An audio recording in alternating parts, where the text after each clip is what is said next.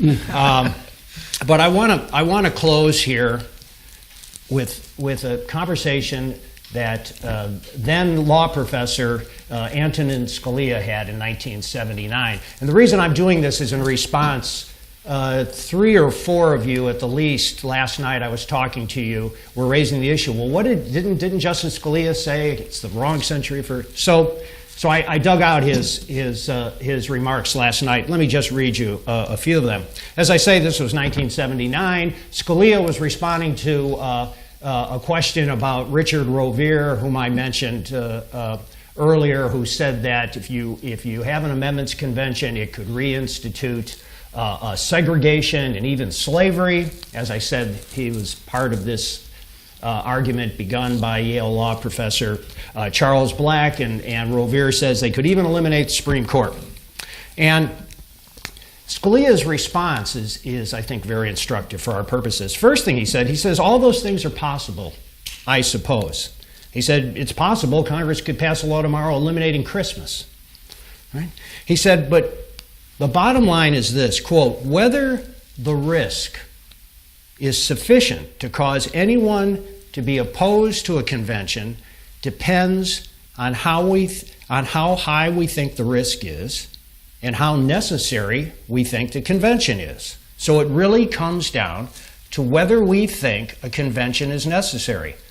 Scalia then says, I think it is necessary for some purposes, and I'm willing to accept what seems to me a minimal risk of intemperate action.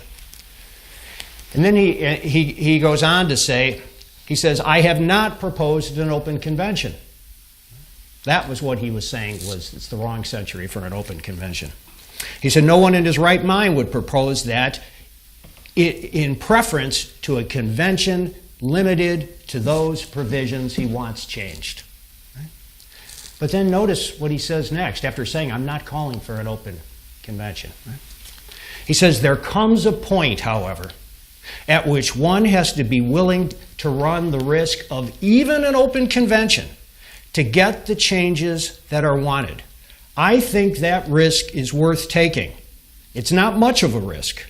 3/4 of the states would have to ratify whatever came out of the convention, and therefore I don't worry about it too much. And then he says, I don't have any great fear of an open convention since 3/4 of the states have to ratify it, and the clucking of Richard Rovere and others about it is simply an intentional attempt to create panic and to make the whole idea sound unthinkable. To me, it's not unthinkable at all. It's entirely thinkable. And then he concludes. He says, I do not have a lack of trust in the American people. Congress has become professionalized. Its members have a greater interest than ever before in remaining in office, and it is served by a bureaucracy and is much more subject to the power of individualized pressure groups than to the unorganized feelings of the majority of the citizens. This and other factors have created a real feeling of disenfranchisement that I think has a proper basis. And he says, I therefore would like to see that amendment process used just once.